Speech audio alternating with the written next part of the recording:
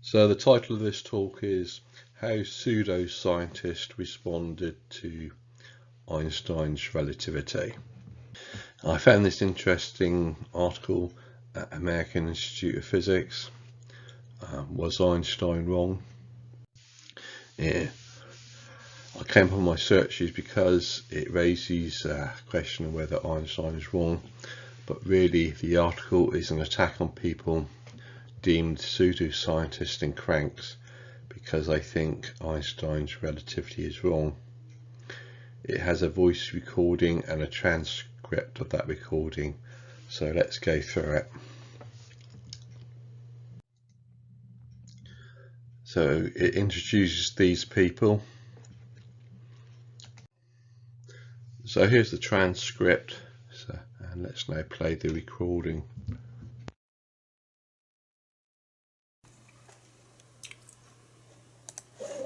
Okay, so we're here to look at something interesting, Justin.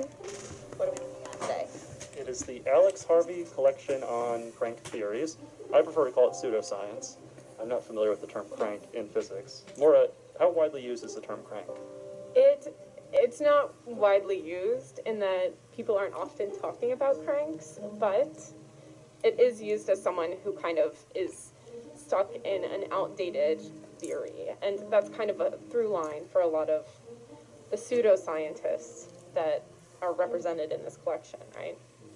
Yeah, I'd say that's right. But, I don't know. Just my knee-jerk reaction is that it sounds kind of derisive. And I like pseudoscience because, it has the word science in it, and this episode is very much about the relationship between science and pseudoscience. It's a bit of an editorial comment to call his collection of these materials crank. He's sort of giving you a taste of what he thought of them just from the title of the collection alone. It definitely has a mocking undertone. Yeah. Overtone, even. Yeah. Undertone, overtone. It's just mocking.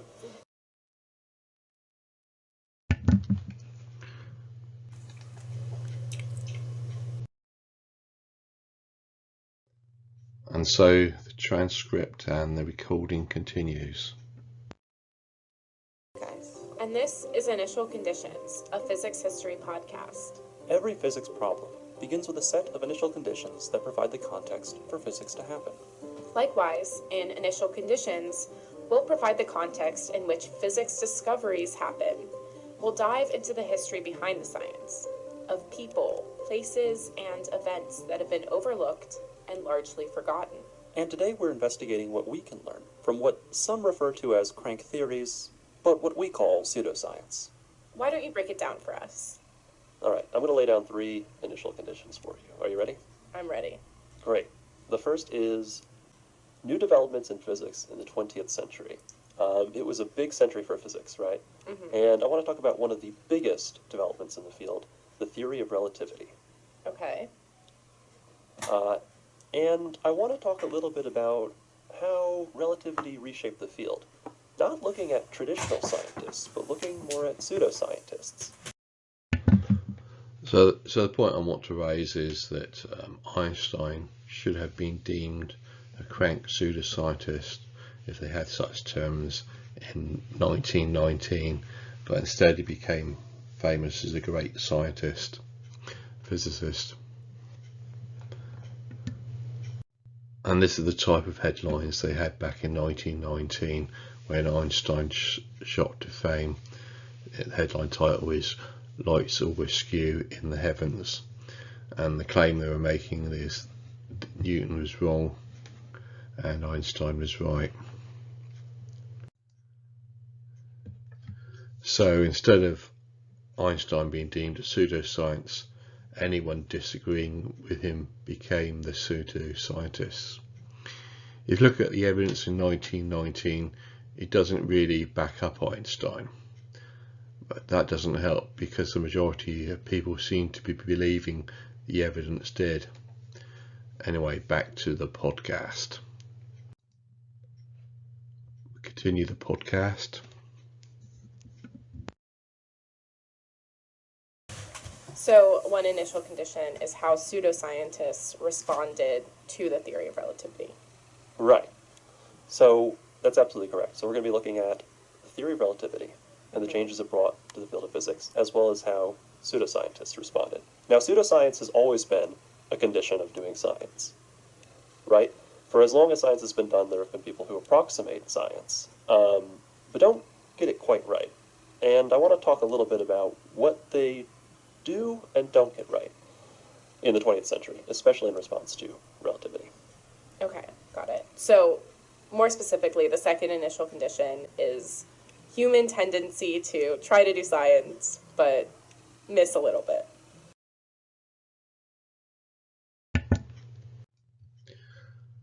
And it continues on.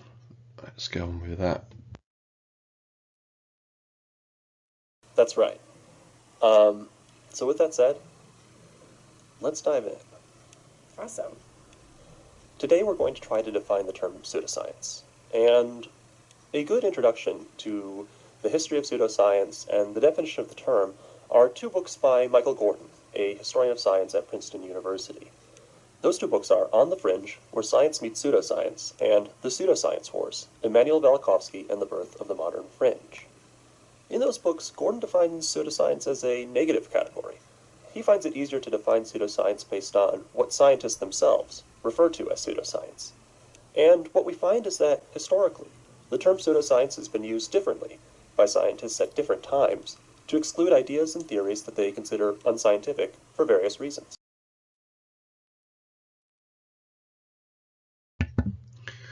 So, repeating what he said, easier to define pseudoscience based on what scientists themselves refer to as pseudoscience. So really it's subjective.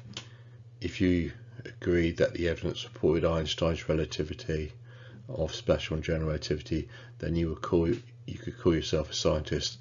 But if you disagreed, they would start calling you a pseudoscientist. And as pointed out, the term pseudoscience is then used to exclude ideas. So if you thought the evidence did not support Einstein, then suddenly you were excluded. So carrying on. So studying crank theories and pseudoscience can reveal where the range is of acceptable science, what falls outside of it. And in that way, we can take the temperature of science and understand where people are struggling to fit in. And the people are at the heart of it. Science is a social activity. There are professional best practices, norms, and standards that scientists must adhere to in order to reach acceptable conclusions to other scientists. So if you want to be called a scientist, you're bullied to believe certain things, such as you have to believe the evidence supports Einstein, whereas if you believe the evidence does not support Einstein, then you're banished from the scientist club. Continuing on. To differentiate between legitimate science and pseudoscience, today we'll talk about examples that clearly fall outside the boundaries of acceptable science. However, as we'll note at the end of our discussion, the borders between science and pseudoscience are permeable, and sometimes the line between science, pseudoscience, and crank theory is unclear. So it's unclear because they don't really know what they're talking about and have to arbitrarily move the boundaries between what is to be deemed science and what is to be deemed not science.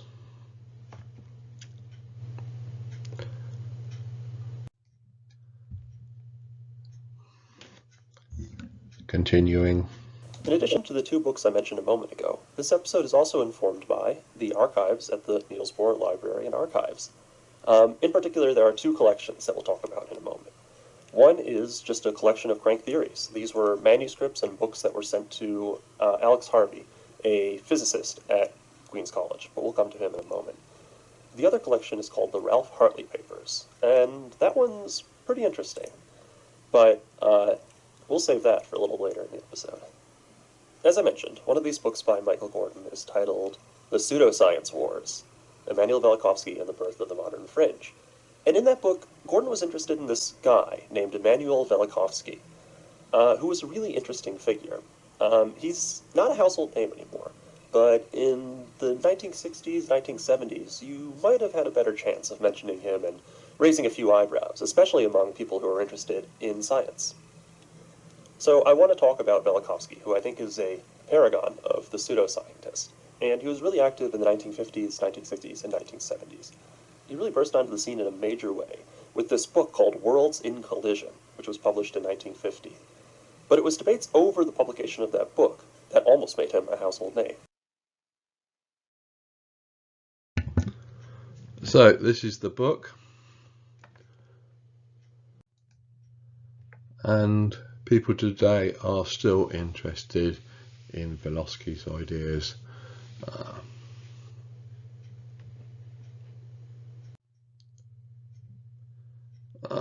But I'm more interested in talking about Einstein, so moving on the podcast as they look into the archive of cranks.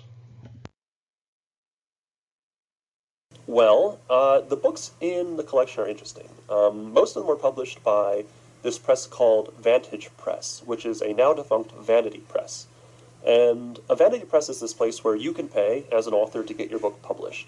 And they'll provide, like, hard copies, paperback copies, dust jackets on the hard copies, author pictures, all that sort of stuff for a small fee of probably a couple $1,000s. And so it looks like a real book. It reads like a real book. And the ideas inside are certainly real. It's just that they're not scientific.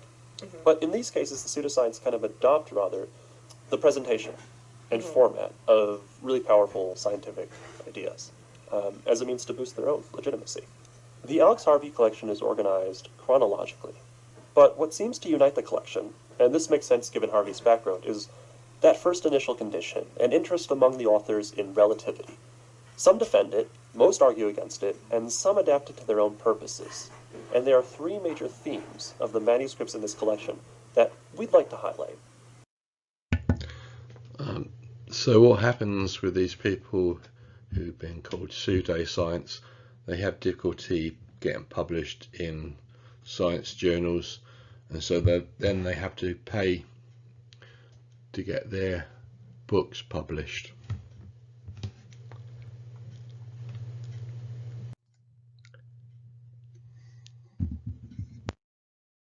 The first is that the theory of relativity isn't intuitive. It depends on complicated mathematics and is generally different from how we experience the world on an everyday basis.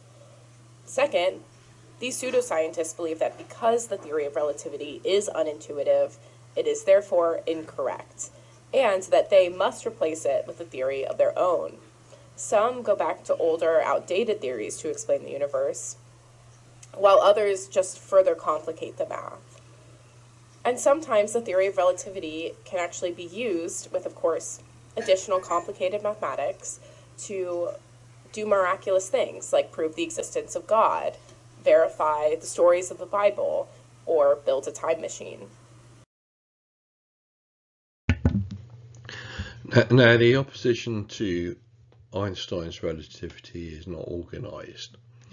Those who think Einstein's relativity is wrong have various different points of view.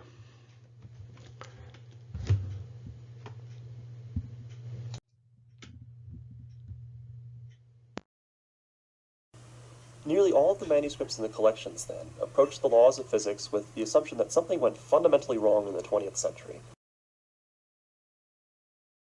Right, and what went fundamentally wrong was Einstein. But of course, the people doing the podcast, that's not their point of view about things.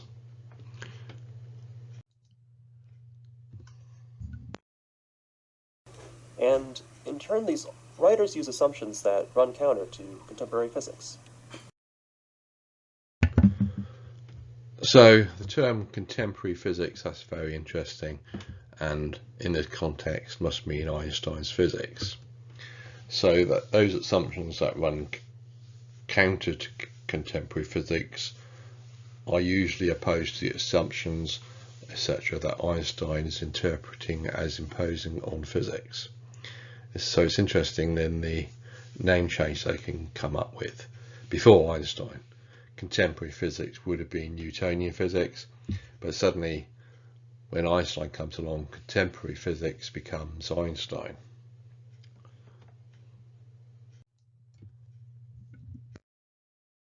There's nothing wrong with using assumptions. Scientists do that all the time.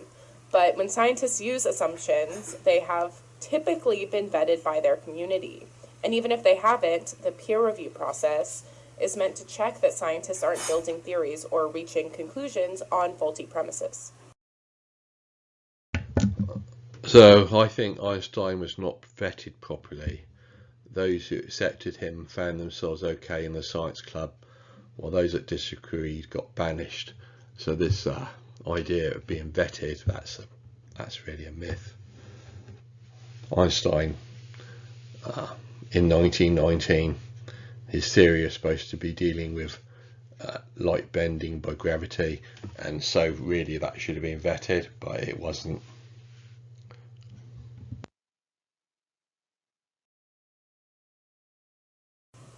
The pseudoscientists here seem to work predominantly as individuals, outside of the community and the peer review process. So they're working outside because they've been banished from the science club.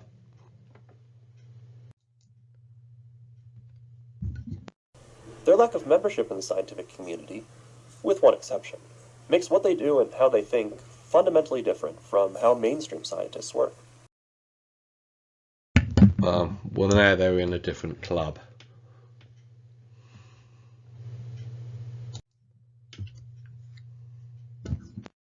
With that introduction in mind, can you tell me a little bit about this collection? I'd be glad to. As I mentioned earlier, these manuscripts were not subject to peer review, as much as the authors hoped that Harvey or whoever else would treat them credibly. Furthermore, these theories are laden with assumptions and conclusions that would overturn physics as we know it. They exist outside of the usual business of physics, which builds on established knowledge. So I'm having a problem with when he says established knowledge. It's just built on different assumptions to those objecting to what Einstein built upon.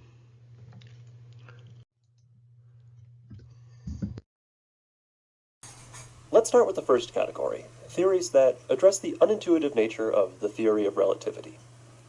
In 1905, Albert Einstein introduced special relativity with the famous "the laws of physics are the same in any inertial reference frame relative to one another," and that the speed of light is constant in a vacuum. Sort of like a cosmological speed limit. Now those assumptions are disputable and be argued against, and I've dealt with that in many of my other talks, but moving on. Exactly. This theory is actually kind of straightforward, and the mathematics behind it are accessible to even a second-year physics student. And of course I disagree with that. I've done various videos pointing out that the mathematics of relativity is messed up. The way that students get duped is that the subject of relativity and its mathematics is dumbed down for them, and false claims are made by the people teaching it to them. So when they're saying it's actually kind of straightforward and the mathematics behind it is accessible to second year physics students, well, no, they're just being deceived.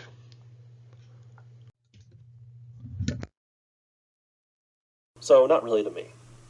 Maybe not, but despite its simplicity for people who have a couple math classes, still it has some wacky outcomes. Two events that appear simultaneously to one observer could occur at different times to another observer in a different reference frame. There's the whole time dilation effect, which leads to the twin paradox, where people could seemingly age differently because time is a relative experience. There's also length contraction, which means that as you travel close to the speed of light, you'll look a little bit skinnier. And so these wacky effects were difficult for the old guard of physics to accept, and they were hesitant to adopt this theory.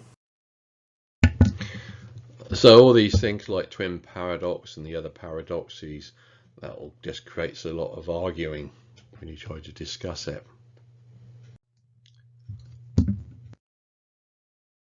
as we'll hear at the end of this episode. But 10 years later, Albert Einstein published the general theory of relativity, which reimagines gravity as the result of a curved spacetime. And this was a major paradigm shift. For about 300 years, physicists had accepted the idea of gravity that Newton proposed. The mathematics of special relativity are incredibly complicated. It's dictated by a set of nonlinear differential equations, which basically means that they're really hard to solve, even with advanced degrees in math. And this theory was hard to accept for many because of how complicated and unintuitive. And the maths being complicated opens up the possibility they got the maths wrong. So complicated maths and then make a mess in the maths.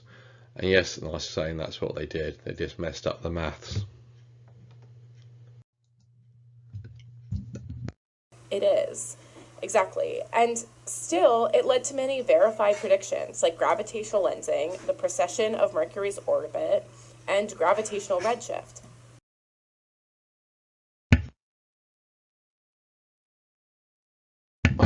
And all of these things end up arguable as to whether they can be dealt with in the context of Newtonian physics. And I propose, as many others do, that Newtonian physics is still okay with such effects.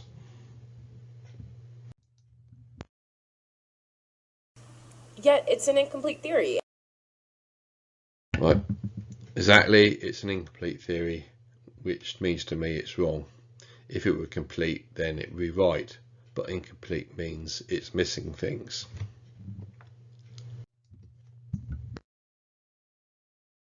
And it's incompatible with quantum mechanics, which, like general relativity, is super mathematically complicated, very unintuitive, but has also been experimentally verified. So I disagree with this experimentally verified. What it really means is that some experiments have been done which I think agrees with Einstein's relativity. I dispute the interpretation on that issue, and some experiments it does not agree with, namely those experiments dealing with quantum mechanics. So it's an incomplete theory, and incomplete means to me it's wrong.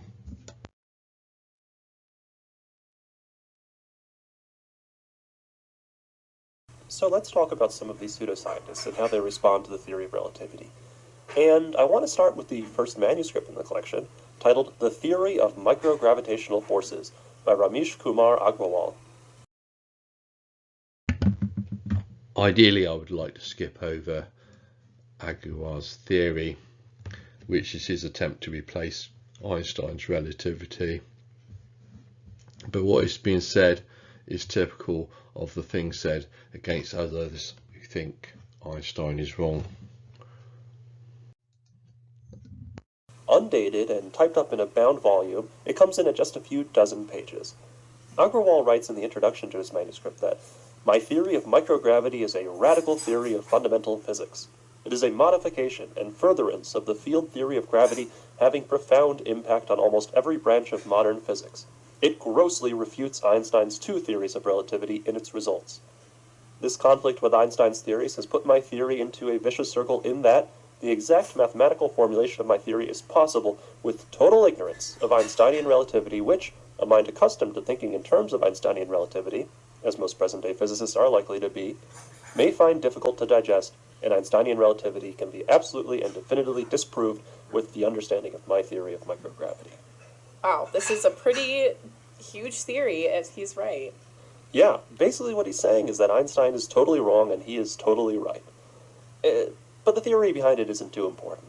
He basically just says that gravity is inherent to every object that exists in space. So, Einstein totally wrong is what a lot of people say who think Einstein is wrong. Einstein built his theories of relativity, special and general, and it's not a case of just a bit of it wrong. It's instead a case of the whole thing is a mess. So when you look at Einstein, you eventually end up saying, oh, it's all wrong.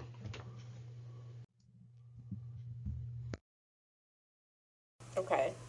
What I want want to draw attention to here is the way that Agrawal introduces his claims. He prepares physicists to be astounded by his theories by claiming they might be unaccustomed to such brilliant ideas since they are too deeply committed to Einsteinian relativity. Agrawal has a bone to pick with Einstein, and he concludes his theory of microgravitational forces by writing that, and I quote, Einsteinian relativity is a miserable failure on the cosmological front. That's pretty harsh. It's pretty harsh, it's pretty damning, but this is a common refrain among some of the crank theorists. Take James Carter, for example. Maura, I know you read a little bit about Carter. Yeah, Margaret Wertheim, an Australian science writer, follows James Carter in her book, Physics on the Fringe, Smoke Rings, Circlons, and Alternative Theories of Everything. And in this book, she takes a very sympathetic approach to this so-called fringe theorist. And she explains his ideas and, more importantly, his motivations and the motivations of similar pseudoscientists. So we're on to the next theory attempting to replace Einstein's relativity.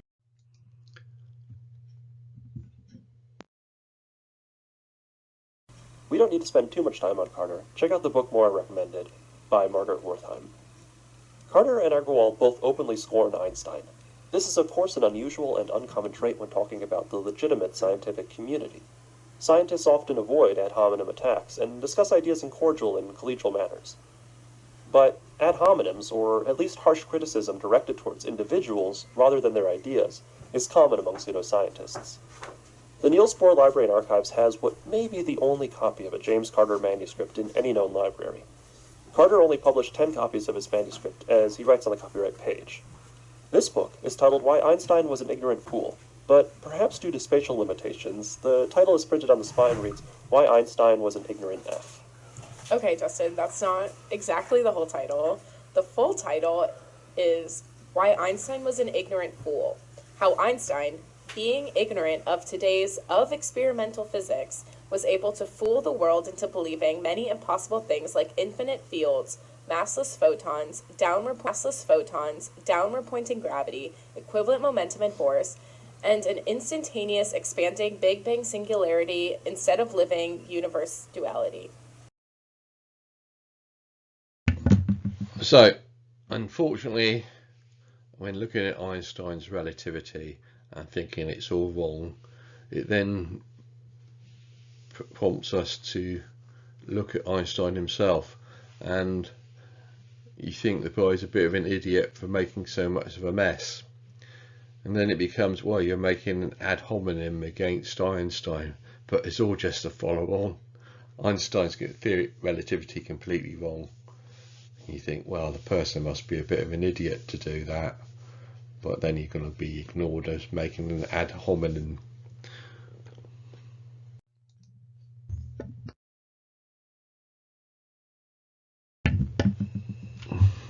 There are many people who've decided that Einstein was bad at mathematics, and that's too easily turns into ad hominem against Einstein.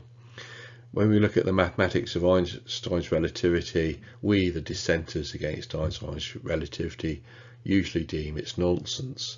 The unfortunate next step is then an ad hominem against Einstein for being bad at mathematics.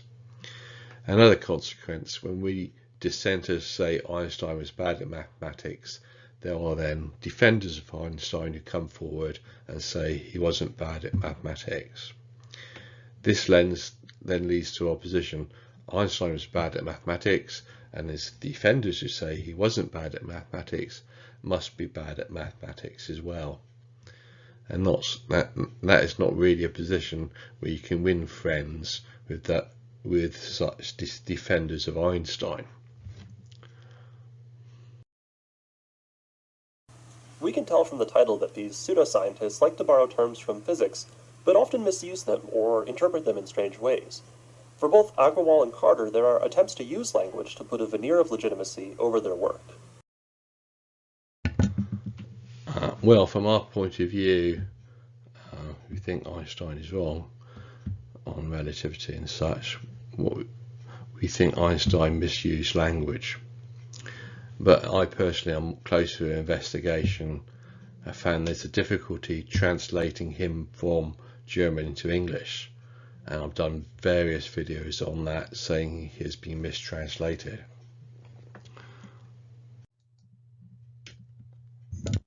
In Carter's work, he looks at the quantum level, stating that traditional methods of atomic physics are inaccurate. He proposed that instead there's something called cirklons, which in his mind make more sense. And this is actually similar to an older idea of how the universe worked pre-quantum mechanics. And this was held by a lot of the 19th century scientists like Lord Kelvin or Peter Guthrie Tait. Although I'm not entirely sure that Carter is aware of that. But this is another common pattern in fringe and crank theories, a reversion to much, much older understandings of physics. That's right. And I said a moment ago that we're not going to spend too much time on Carter, although it turns out that he's a really interesting figure in his own right. And I will say that his book does feature some nice drawings of these little devil-like creatures observing photons from above and below on a tower, which he handily labeled Jefferson Tower. The back cover illustrator has also taken care to give them all different colored shoes. A nice touch. A nice touch, yeah.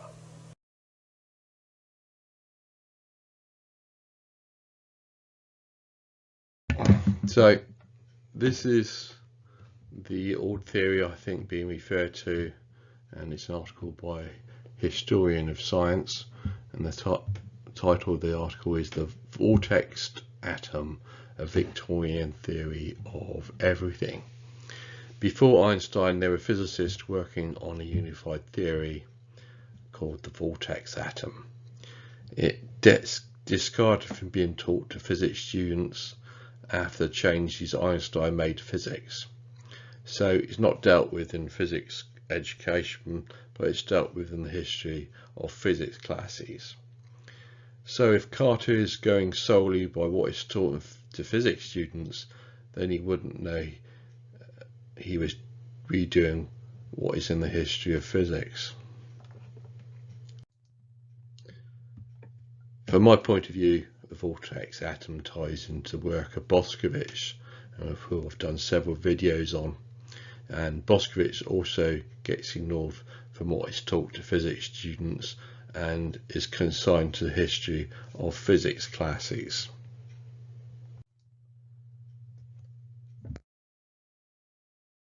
Agarwal and Carter scorn Einstein, and they revert back to the good old days when Newton ran the show. So, Agarwal and Carter argue that Einsteinian relativity is too unintuitive to make sense. They offer alternative theories of physics in its stead. But in looking through the Harvey collection, I came across one fringe theorist who, in his attempt to come up with a better set of physical laws than Einstein, actually created something incredibly complex and perhaps even less intuitive than relativity. From my point of view, going back to Newtonian physics would be a good thing, because Boscovich is part of that. It's unfortunate that the development of Newtonian physics can get complicated.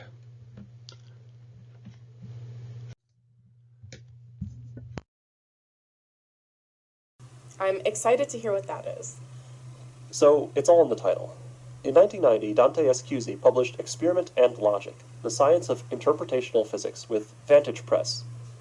And the book features a really interesting picture of Dante Escuzzi on the back cover, where he looks a lot like Junior Soprano from The Sopranos. I have not seen the show. It is one of my favorite TV shows. I've seen it probably 6 or 7 times. And believe me, he looks like one of these main characters. But that's not important today. What the dust cover reveals, in addition to this great picture of Dante Escuzzi, is that he too believed that Einstein was wrong. Unlike Kramer and Agarwal, however, Escuzzi believed that Newton too might have been incorrect. And on this dust jacket, he asks a few leading questions like, were Newton and Einstein wrong? Are their theories based on false assumptions about the nature of matter, energy, space, and time? And what do those mysterious equations have to do with the real world? It's an unfortunate consequence for those people who decide Einstein is wrong, and they can start looking at earlier theories and deem those earlier theories wrong as well. So it's not just Newton that's something wrong. Some will even go back to Galileo and earlier than Galileo and think they're wrong as well. But as far as I'm concerned, I just want to stick to the development of Newtonian physics that Einstein, to a large extent, has diverted us from. So jumping on a bit. So, Justin, we talked about how relativity isn't intuitive, and because of that, it must be incorrect. But you've also mentioned how some pseudoscientists actually utilize relativity to prove the existence of a god or to perform miracles. So it's not just by rejecting Einstein's relativity that you can be labelled a pseudoscience. If you believe in Einstein's relativity and extend it too far, you can be labelled a pseudoscientist as well. Things just get weirder with combining God to relativity. It's an interesting topic, but I want to skip on to where it is less weird.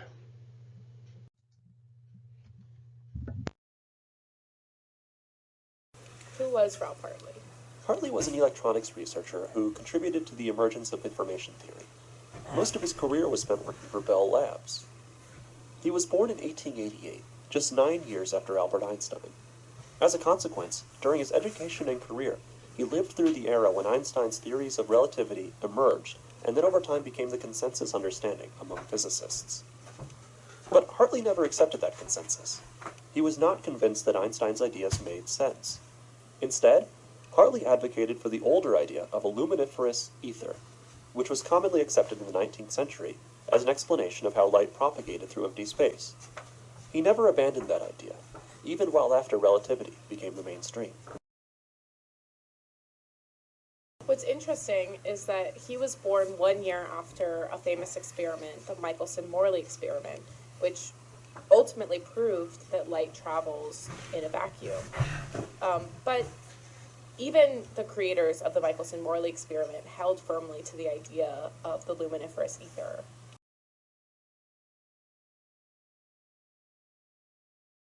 Up until that point, there were no waves without mediums. Waves were defined as disturbances in a medium. So light, which physicists had observed act as a wave, would naturally travel in a medium.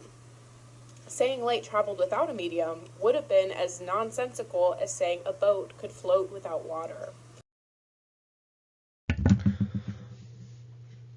And discarding the concept that there's water when there's water waves is nonsense, same as discarding the ether. It seems nonsense.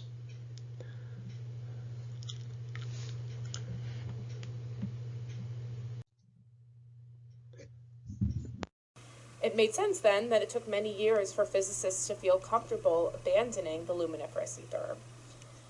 Even the physicist behind the experiment that doomed any chance of an ether, Albert Michelson, never gave up on its existence. But a newer wave of physicists in the 1900s felt no loyalty to the medium that was never observed, and they were comfortable moving forward without it, which is good, because there's no evidence for it. So I want to split those things down a bit. First thing she's saying, physicists behind the experiment that doomed any chance of an ether. I disagree with that interpretation and have done various videos advocating the ether. And next she says Michelson never gave up on the existence of the ether, and I agree with Michelson. Keep the ether, provided that is an accurate statement from him. And then the next thing she goes on to say, but a newer wave of physicists in the 1900s felt no loyalty to the medium, and I disagree with her. I say there is evidence for ether, and that means that those who discard ether are just ignoring the evidence.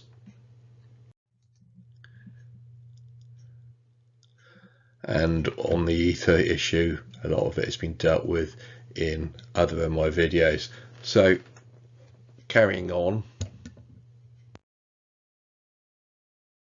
Right. And with Einstein, it's not as though a new scientific idea just popped into his head and then immediately was adopted by everyone.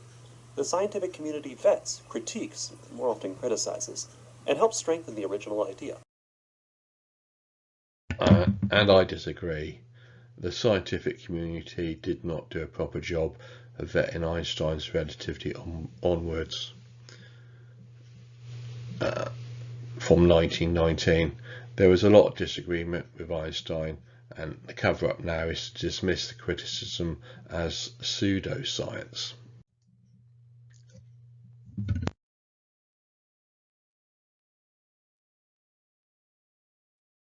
It's a social process. But for something as revolutionary as relativity, it took a generational shift to really become established knowledge. Messed up process. The generational shift was a mess.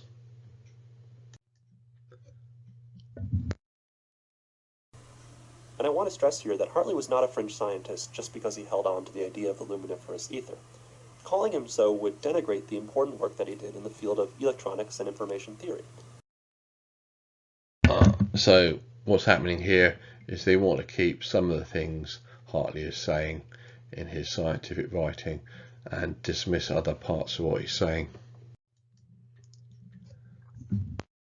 But he does show what happens when scientific theories move beyond scientists. At the end of his career, Hartley stubbornly held on to the idea of the ether and continued trying to convince his colleagues that Einstein was wrong. There are quite a few electrical engineers who think discarding ether was a wrong idea.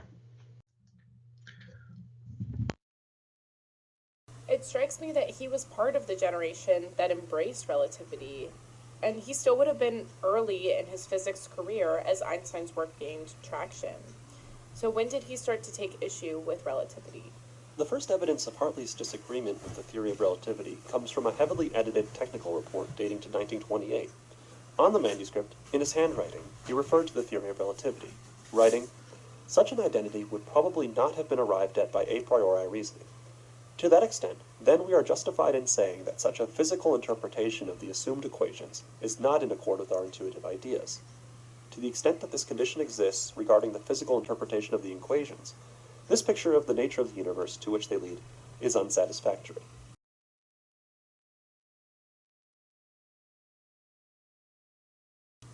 What Hartley would develop and continue promoting until his death in 1970 was a mechanical view of gravity, one which placed the ether firmly at the center of the question of how bodies in space interacted, rendering action at a distance unnecessary. Hartley held fast to the older ideas of Newtonian mechanics and James Clerk Maxwell's electromagnetic models. He believed that relativity was an unnecessary and incorrect model. So what Hartley says sounds okay to me to a large extent.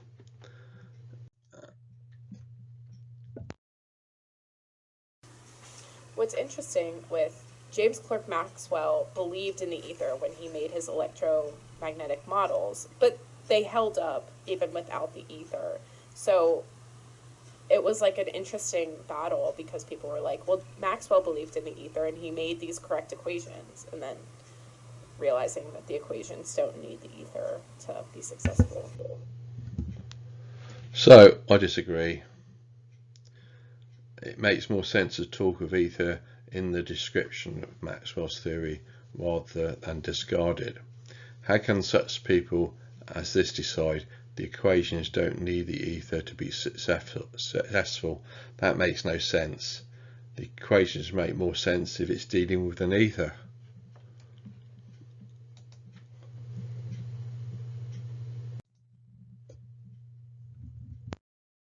So these are older ideas, and ones that are not rendered totally unuseful for physics or wrong by the theory of relativity. But they're what Hartley stubbornly held on to, in defense of the ether, against mounting evidence of the accuracy of the theory of relativity. The mounting evidence shows nothing about there being a need to discard ether, so they're making a false claim, attempting to impose their false beliefs onto how to interpret the evidence. And over the next several decades, Hartley refined the ether model, referring to it in his later work as a turbulent, dissipationless liquid. Still, this was the same ether of the 19th century, just with some refining of the mathematics behind it. And throughout the 1940s, 1950s, and 1960s, Hartley continued trying to publish his conclusions in several leading journals, rarely reaching the peer review stage, and often being turned down by the journal editors. Here's one response from John Tate, who in 1946 was the editor of the Physical Review. He wrote to Hartley, "This reversion to a mechanical ether theory throws out all the other known successes of Maxwell's theory and special relativity for the sake of nonlinear terms. It seems to me that the nonlinearities, if desired, could be introduced into Maxwell's equations without invoking the awkward ether and without dragging it in the unwanted first-type terms." So, the rejection uses the word seems, saying it seems to me, so the person rejecting is making a subjective opinion from the point of view where he's just biased and wrong. And the nonlinear first type things are like mathematical jargon. If you're wondering what he's talking about there. Right, and that's right. What Tate is saying is that Hartley's theories are too antiquated. Non-linear is not antiquated. There's still a great deal of non-linear mathematics being researched.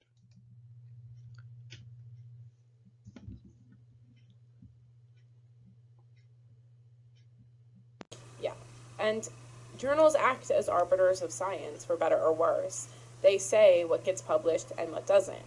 In our last episode, we talked about how some papers were prevented from being published that may have been beneficial for the science community. But scientific journals also prevent papers with faulty premises from dispersing on equal footing with other valid theories. So these are supposed arbitrators of science. They're just suppressors of the truth. And talking about it, is it for the better or the worse? Well, it's mostly for the worst. When it says may, but it wasn't beneficial. It's not really beneficial, and it's not always beneficial. Despite being blocked by the journals that he tried to publish his theories in, Hartley did find some allies in the scientific community. But by the 1950s, the new relativistic paradigm was established, and general relativity wasn't going anywhere. Upon submitting another draft of his ideas to the Physical Review in 1953, Hartley received a strongly worded rejection from the editors, who wrote, "I would not advise the Physical Review to reopen now a discussion on relativity, especially when the alternative theory proposed in this paper remains so vague and imprecise. The author proposes an incompressible nonlinear ether. This means an infinite velocity of propagation for longitudinal waves, which has never been observed, and the nonlinearity has never been observed either." Right.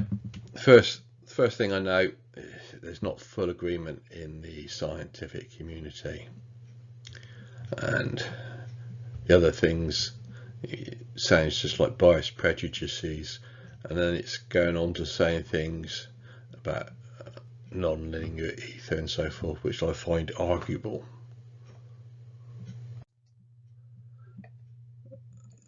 There are such things as this now being published. Springer is a respected science publisher, and it deals with non-linear electromagnetism.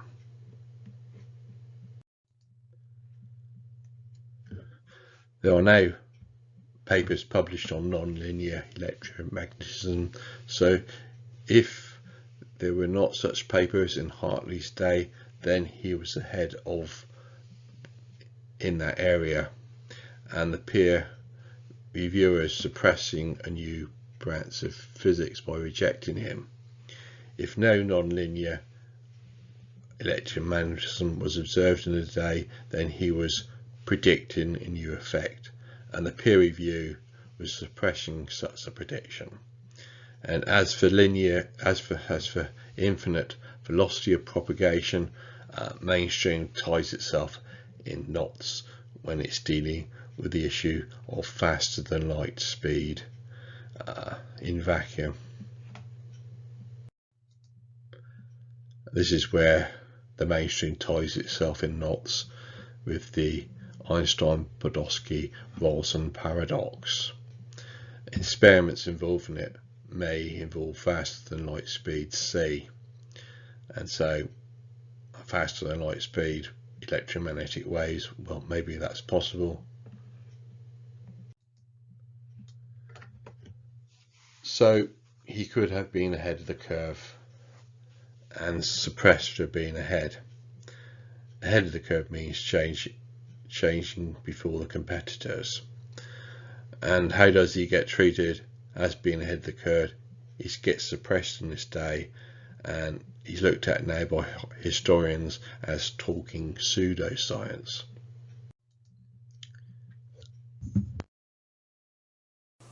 Another editor wrote, "These articles do not warrant publication in the Physical Review. The author, misunderstanding results of Ives' campaign against the Lorentz transformation and the special theory of relativity, mistakenly argues that we must return to classical mechanics for a relativity principle. Thus, based on a misunderstanding nurtured by Ives' stubborn fight against Lorentz and Einstein, the author proposes a step which would throw theoretical physics well back into the past century."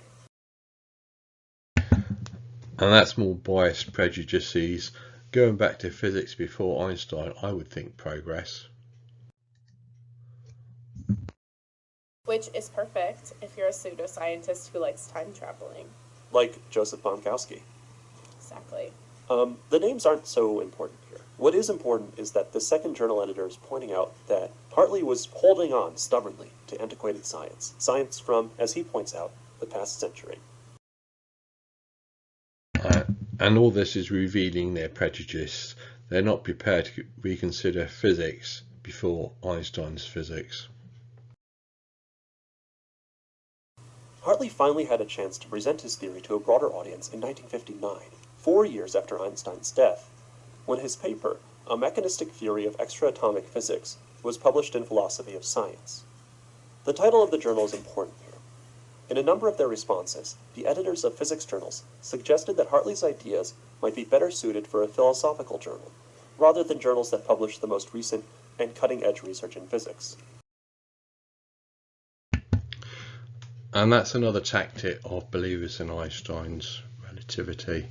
Tell the critics of relativity to publish in philosophy journals as they get blocked in physics journals.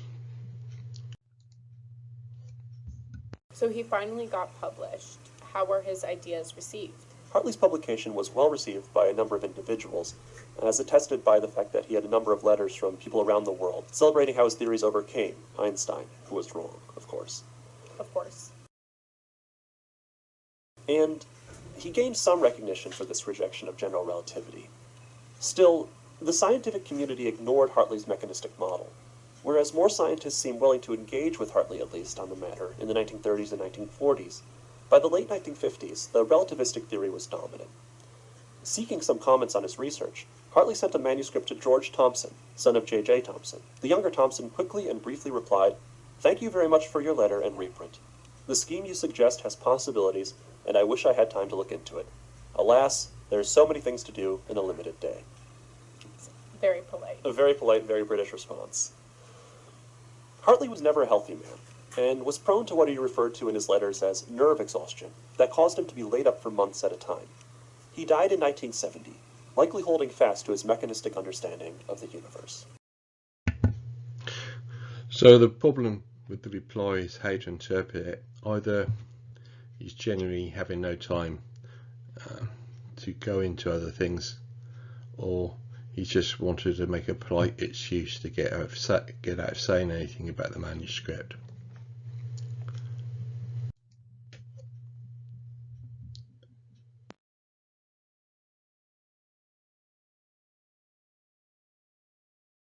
In Hartley, we have an example of an accomplished scientist who couldn't accept a new scientific paradigm. He held fast to the older mechanistic theories of the universe and tried unsuccessfully to update them to account for relativity. Hartley's theories would have been acceptable in the late 19th century, maybe even cutting edge. But by the mid-20th century, the ether theory was long out of fashion. When remaining committed to an antiquated scientific theory, even accomplished scientists like Hartley can do pseudoscience. So it's interesting to note that acceptable science in the 19th century they want to relabel as pseudoscience in the mid 20th century. Einstein just redefined these believers as to what they want science to be.